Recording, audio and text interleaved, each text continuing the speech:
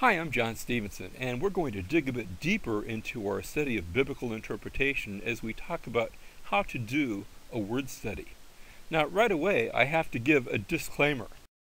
See, there are oftentimes a word that can have multiple meaning. For example, our English word trunk can refer to the center part of a tree. It can refer to a person's swim shorts. It can refer to the proboscis of an elephant.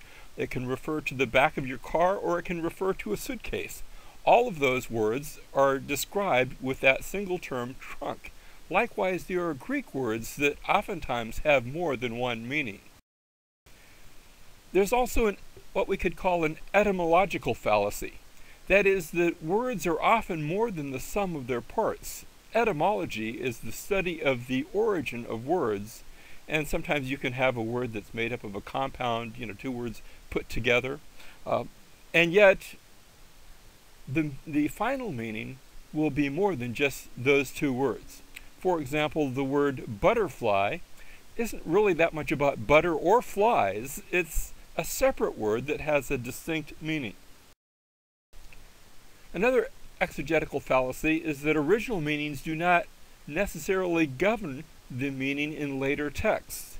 That is, you can find out how a word was formed, perhaps many hundreds of years earlier, and that has little to do with the actual usage, so that it's always usage that determines meaning.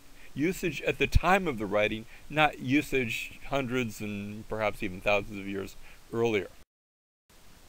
Another exegetical fallacy is the point that Greek words that have later derived English meanings are not governed by those meanings. One example that's seen is Romans chapter 1 verse 16, where Paul says, "For I'm not ashamed of the gospel, for it is the power of God for salvation." People have noted that that Greek word translated power is the Greek word dunamis, and it sounds a bit like and probably where we get our word dynamite. But we should not think that we should therefore translate that the gospel is the dynamite of God for salvation. That meaning isn't just there. It really instead has this idea of power. One of the places where we see that is another place where that term is used, not translated power, and that's in Revelation chapter 18 verse 3, where we read in that situation where there's the judgment of God falling upon this great city, and we read about how the merchants of the earth have become rich by the wealth this time. Power, yes, but a certain type of power, not explosive power, but financial power of her sensuality. So Greek words that have later derived English meanings are not governed by those meanings. Now we'd like to take a few minutes and walk you through the use of the Strongest NIV Exhaustive Concordance. Of course, this is keyed to the NIV translation. There are other concordances that are keyed to other translations. We've taken the example of the word baptize. We would look it up. It's in alphabetical order. And we would find early on that the word is used 12 times.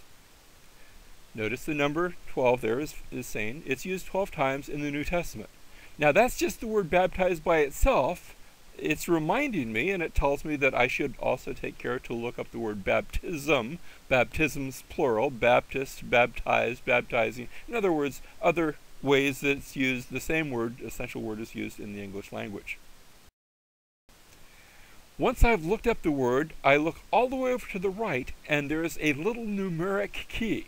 That's going to be keyed. If it were in the Old Testament, it would be keyed to the Hebrew text. If it's in the New Testament, it would now be keyed, and all the New Testament passages will be italicized with that little notice. The 966 is slightly italicized.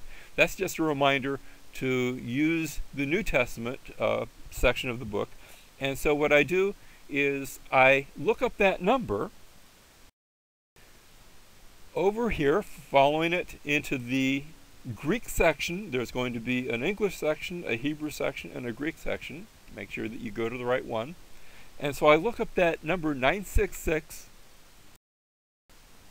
I have next to it the lexical form of the Greek word. Now those are Greek letters, so unless I can read Greek, I'm not really going to understand what that says. But I'll just tell you, it says the word baptizo.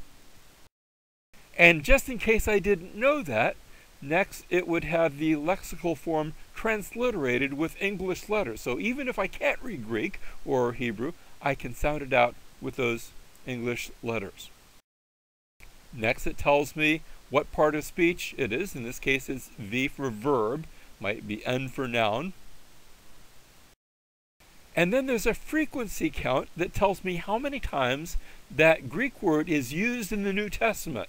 It's used 77 times. So I had to look up, baptized and baptizing and Baptist and all of those other uses. It then also tells me the root word. And that root word, notice it doesn't say the word there. What it does, it gives me another number keyed to my Greek section of the lexicon.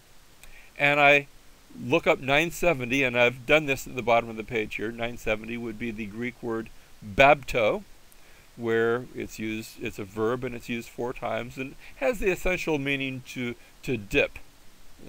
Maybe to, how we take maybe a cookie and dip it into milk before we eat it. Next, I have a basic definition, usually 1 or 2 words, baptize, wash, and in rare instances, the baptizer. So that's the root word, the root definition. And then I have all the different ways it's translated in the New International Version. In this case, that's very upfront. There's no surprises. Sometimes I can find some differences in the way it's translated in the NIV as opposed to what would be the basic meaning of the word. And that's because the NIV isn't trying to get a straight word-for-word translation. Sometimes I have a much wider use of the English language to give the sense of what's being said rather than to give me a word-for-word translation.